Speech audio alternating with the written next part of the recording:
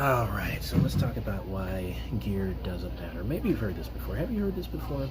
Gear doesn't matter. And then if you look at all the magazines, it's like, well, gear totally does matter.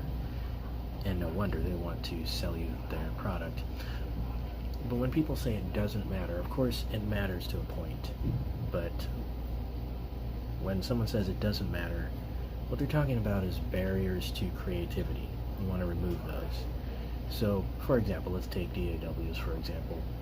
Let's say you open up Pro Tools and you start using it and like, okay, that's the way my brain works. And that when you look at stuff like, oh, I like that, and it just feels right for what I'm doing. That is removing a barrier to creativity, right? So, whereas if you were to try something like, let's say, Reason, I don't know if that's still running or not, but Reason was a thing. Let's say that makes more sense to you. Okay, and then you open Pro Tools, you go, ugh, I can't make heads or tails of it. It's so frustrating. Okay, that's a barrier to creativity. Now you might say, well, Pro Tools is industry standard. Well, yes, because it's everywhere. So it would be good to know how to, I don't know, do an export or export stems into your, to be used rather in your DAW of choice, perhaps.